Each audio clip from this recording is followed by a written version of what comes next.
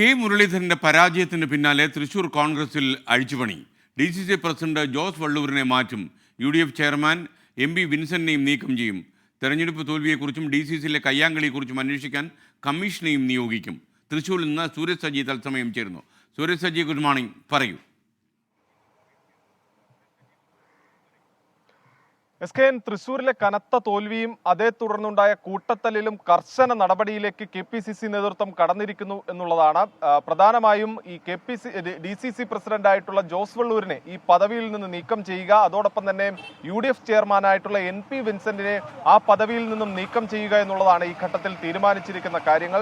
പ്രത്യേകിച്ച് കെ മുരളീധരൻ അടക്കം ശക്തമായ നടപടി വേണമെന്ന് നേതൃത്വത്തോട് ആവശ്യപ്പെട്ടിരുന്നു. കഴിഞ്ഞ ദിവസം കോഴിക്കോട്ടെ വീട്ടിലെത്തിയും KPCC അധ്യക്ഷൻ കെ മുരളീധരനെ കാണുന്ന വേളയിൽ അദ്ദേഹം പറഞ്ഞത് ഈ തെരഞ്ഞെടുപ്പിൽ സംഘടനാ സംവിധാനത്തിന് വലിയ വീഴ്ച സംഭവിച്ചിട്ടുണ്ട്, അതിൽ കർശന നടപടി വേണമെന്ന കെ മുരളീധരന്റെ ഒരു ആവശ്യമുണ്ടായിരുന്നു. അതോടൊപ്പം തന്നെ ഇതുമായി ബന്ധപ്പെട്ടുകൊണ്ട് പിന്നീട് DCCയിൽ ഒരു കൂട്ടത്തല്ല് തന്നെ അരങ്ങേറുന്ന ഒരു സാഹചര്യമുണ്ടായി. ഇതെല്ലാം മുൻനിർത്തിക്കൊണ്ടാണ് ഇപ്പോൾ ഈ നടപടിയിലേക്ക് കടന്നിരിക്കുന്നത്. നിലവിൽ ഈ ജോസ് വള്ളൂരിനെ മാറ്റുന്ന സമയത്ത് പാലക്കാട് MP ആയിട്ടുള്ള VK ശ്രീകണ്ഠനെ പകരം ചുമതലയിലേക്ക് കൊണ്ടുവരാനാണ് ആലോചിക്കുന്നത്. ബെന്നി ബെഹന്നാന്റെ പേരും പരിഗണിക്കുന്നുണ്ട്. ബെന്നി ബെഹന്നാനുമായി നേതൃത്വം ഇത് സംബന്ധിച്ച് വിവരങ്ങൾ ആരായുകയും ചെയ്തു. പക്ഷേ ബെന്നി ബെഹന്നാനെ തൃശൂർ DCCയുടെ അധ്യക്ഷനായി വരുന്നതിൽ താല്പര്യമില്ല എന്ന് അദ്ദേഹം വിവരം അറിയിച്ചു എന്നുള്ളതാണ് നമുക്ക് മനസ്സിലാക്കാൻ കഴിയുന്നത്. അതുകൊണ്ട് തന്നെ VK ശ്രീകണ്ഠനെ പകരം ഇതിന്റെ അധ്യക്ഷ സ്ഥാനത്തേക്ക്, DCCയുടെ അധ്യക്ഷ സ്ഥാനത്തേക്ക് കൊണ്ടുവരാനാണ് നീക്കം ആലോചിക്കുന്നത്. നേരത്തെയും ഇത് സംബന്ധിച്ചുള്ള സൂചനകളെല്ലാം തന്നെ ഉണ്ടായിരുന്നു. പക്ഷെ അതെല്ലാം ശരിവെക്കുകയാണ്. ഇന്ന് KPCC അധ്യക്ഷൻ ഡൽഹിയിൽ നിന്ന് രാവിലത്തോടുകൂടി 11 മണിയോടുകൂടി മടങ്ങിയെത്തും. അതിനുശേഷം ആരായിരിക്കും